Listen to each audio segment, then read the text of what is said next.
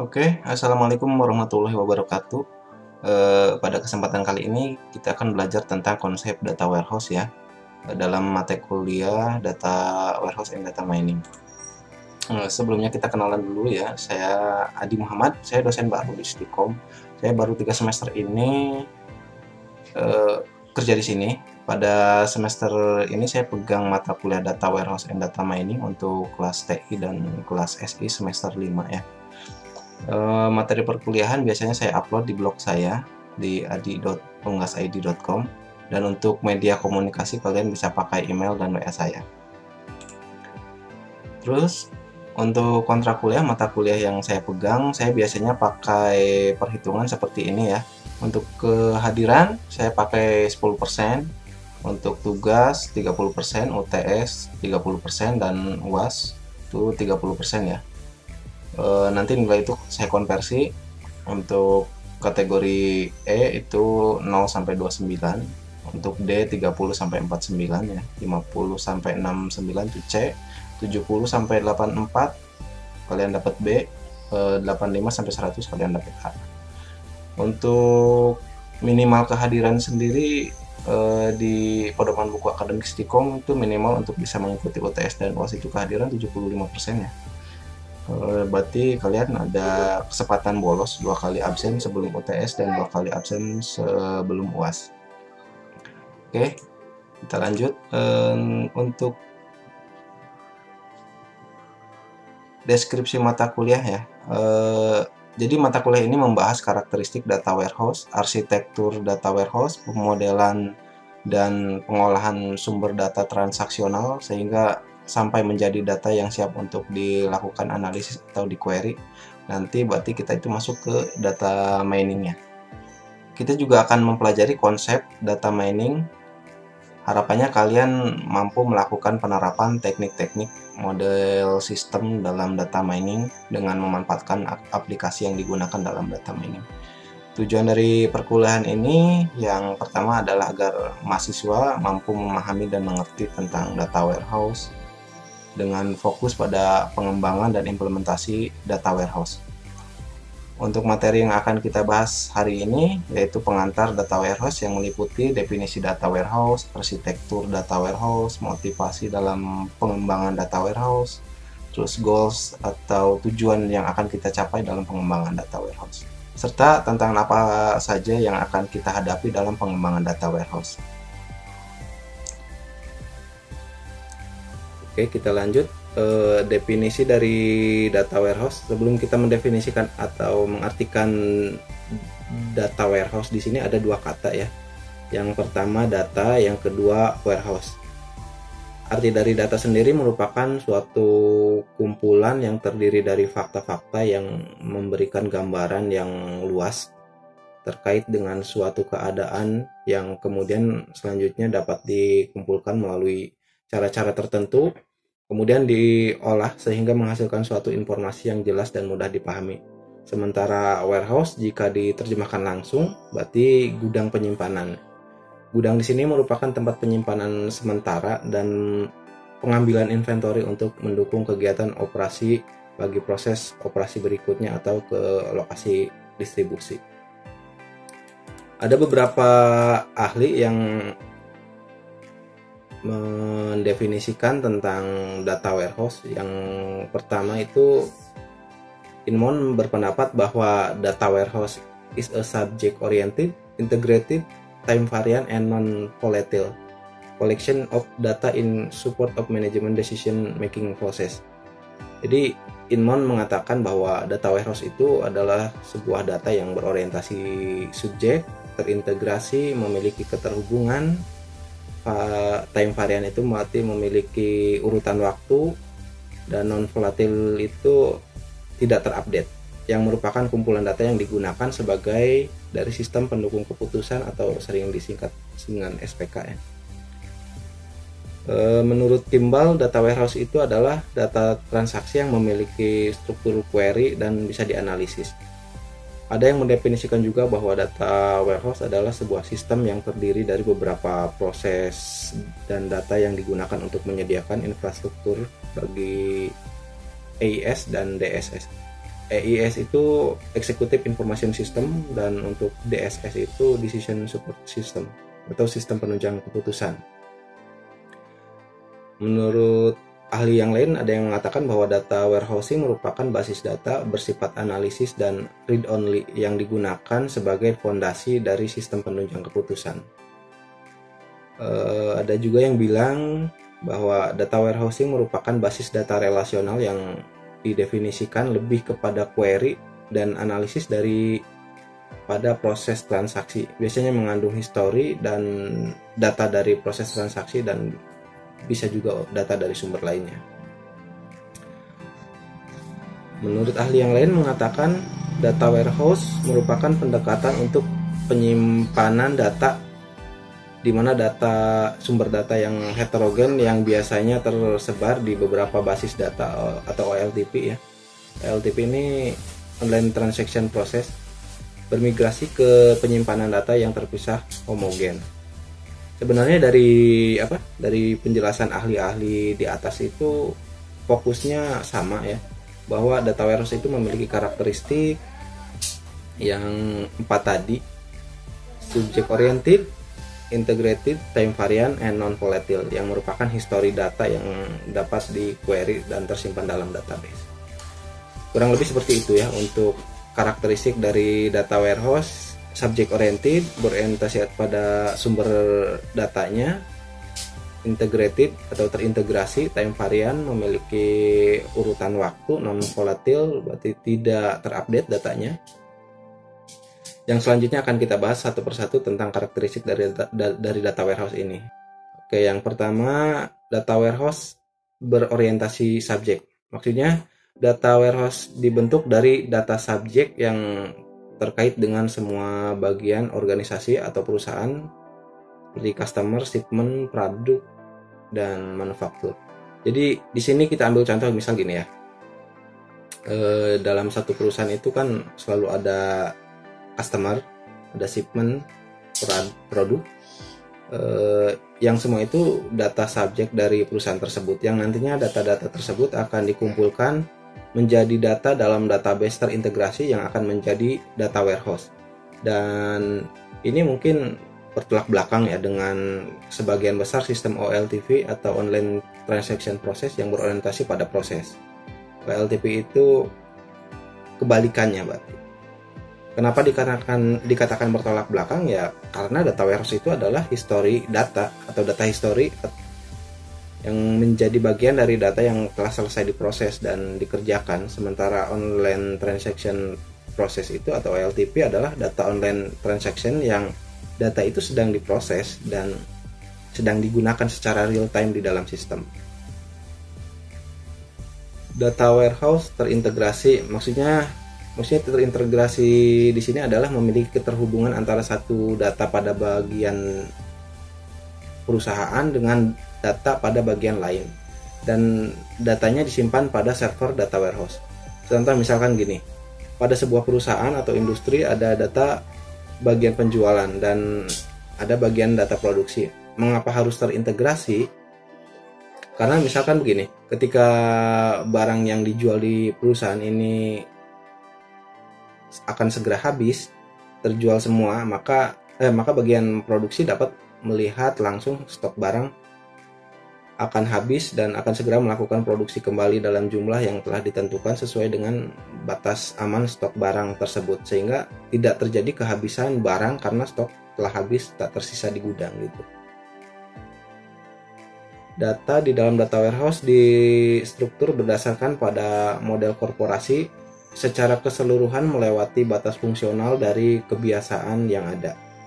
Data diambil dari semua bagian dari satu perusahaan atau korporasi dan disimpan dalam server data warehouse. Ini mencakup data penamaan, sistem pengukuran, dan perulangan. Data warehouse time variant. Maksud time variant di sini adalah memiliki urutan waktu atau time series ya. Jadi di dalam data warehouse itu merupakan history data. Itu ada waktu-waktu tertentu di mana data tersebut diambil dari database online transaction process atau OLTP, di mana data-data tersebut akan disimpan dalam data warehouse. Kebetulan saya punya teman yang bekerja di salah satu perusahaan retail cukup besar, terbesar mungkin di Indonesia. Dia di bagian data warehouse. Jadi dia itu 1 minggu 2 kali, kalau nggak salah setiap hari Selasa dan Jumat, dia mengambil data penjualan dari tiap retail di seluruh Indonesia, dan nantinya data itu akan disimpan oleh dia di dalam data warehouse. Sebenarnya untuk proses pengambilan data ini tidak ada aturan tertentu ya. Biasanya setiap perusahaan punya aturan sendiri. Ada yang mengambil data dari OLTP itu misal per hari, ada juga yang seminggu 2 kali, ada yang mungkin seminggu sekali, ada juga mungkin yang hanya 1 bulan sekali. Tergantung ke kepentingan dan kebijakan dari perusahaan itu. Tapi yang pasti data di dalam data warehouse itu diambil dari data OLTP yang diambil secara berkala. Data di dalam data warehouse mempunyai karakter khusus berupa time series dalam bentuk data historical. Data terdiri dari satu seri dari pemotretan keadaan yang ditandai dengan waktu dan nilai data pada saat pemotretan tersebut. Ini dapat digunakan untuk melakukan trend analisis dari data tersebut. Ya, seperti yang tadi saya bilang ya. Jadi setiap perusahaan akan melakukan pengambilan data dari data OLTP itu ketentuannya ada berbeda-beda sih ya. Yang pasti ada jeda waktu, ada rentang waktu tiap berapa kali sehari atau beberapa kali seminggu untuk pengambilan datanya. Data warehouse non volatile. Jadi maksud dari non volatile di sini adalah di dalam data warehouse itu tidak ada proses update ya. Karena yang diambil itu ya data historinya. Maksudnya gini, contohnya gini nih. Misal dalam satu instansi perusahaan terjadi proses transaksi penjualan. Ketika terjadi cetak struk, maka data yang dicetak itu sudah menjadi data histori. Data itu tidak dapat diupdate lagi karena merupakan data transaksi yang sudah jadi bagian dari data histori. Data warehouse tidak memperkenankan proses update, insert, delete, dan update seperti dalam sebuah sistem OLTP. Jadi nggak bisa ya, setelah data yang kita ambil dari OLTP dimasukkan ke database data warehouse, data itu tidak bisa diupdate.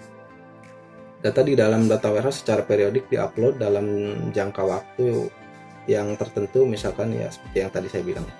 Kita lanjut ke arsitektur data warehouse ya. Jadi bisa dilihat dalam gambar di sini ya.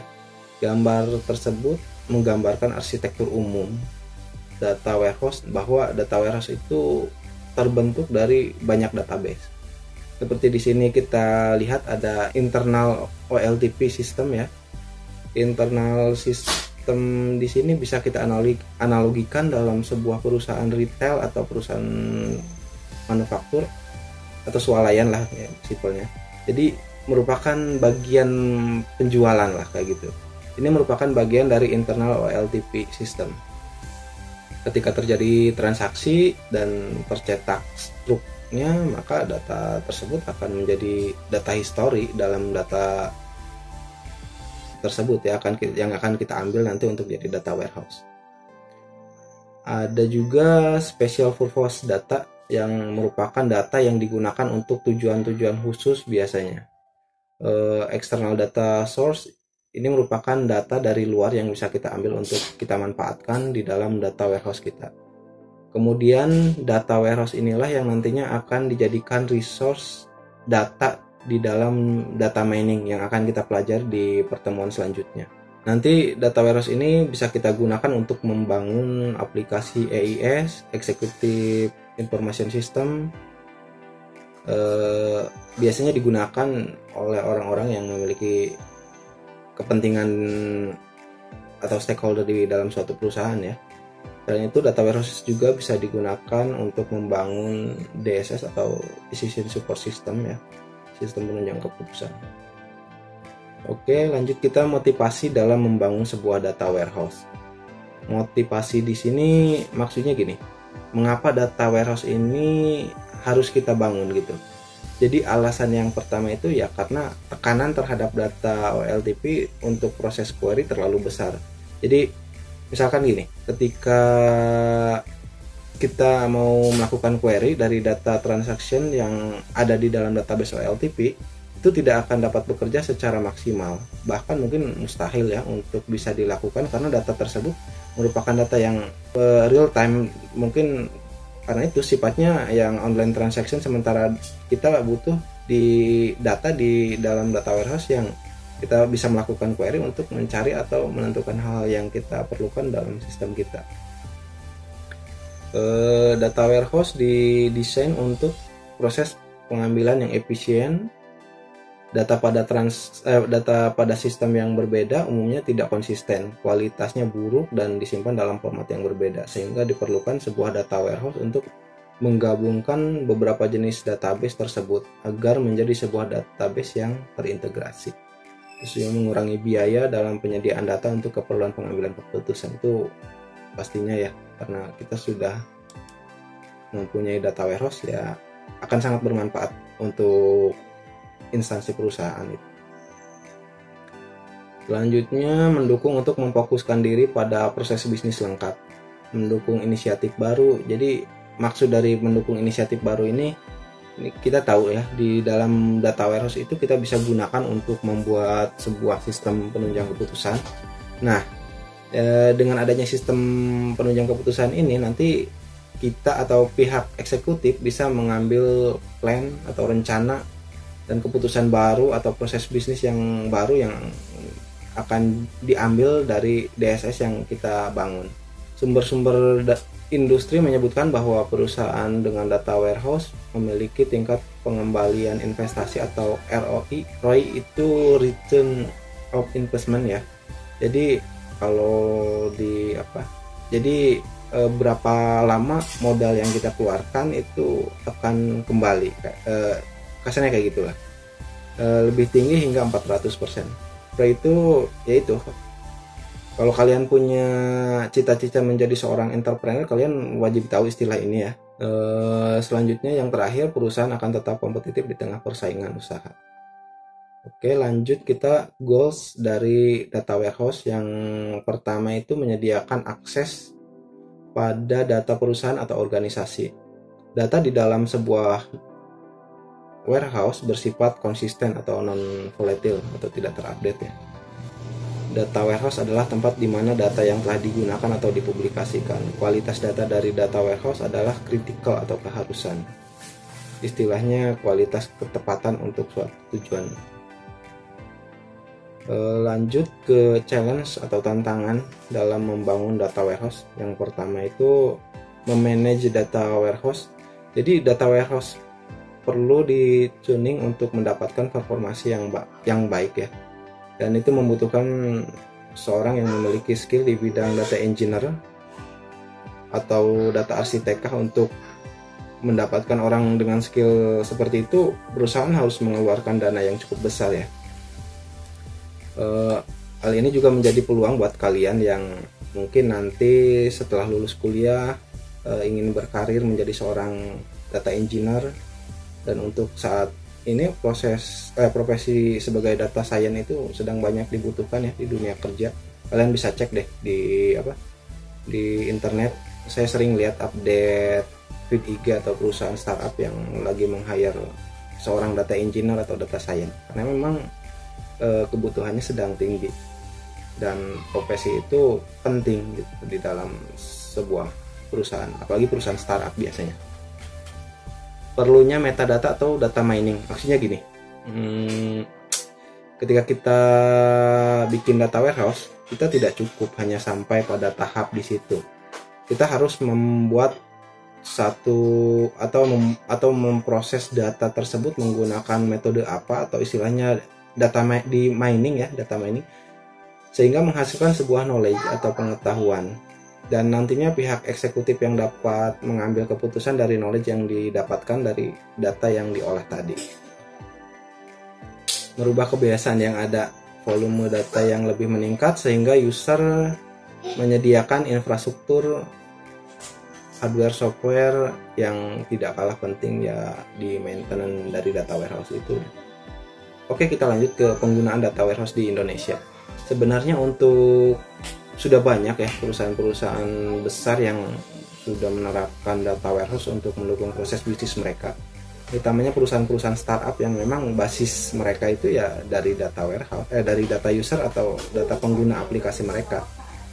Untuk lembaga pemerintahan seperti Biro Pusat Statistik, perbankan, dan lain-lain itu pasti perusahaan-perusahaan tersebut akan sangat membutuhkan sebuah data warehouse untuk kelangsungan bisnis mereka. Oke, mungkin itu saja materi yang bisa saya sampaikan pada kesempatan hari ini. Semoga materi ini bisa menambah wawasan kalian. Harapan saya ya kalian bisa memahami dan mengerti tentang konsep data warehouse. Bagaimana membangun data warehouse, arsitektur data warehouse itu seperti apa. Jadi kalian punya gambarannya seperti apa.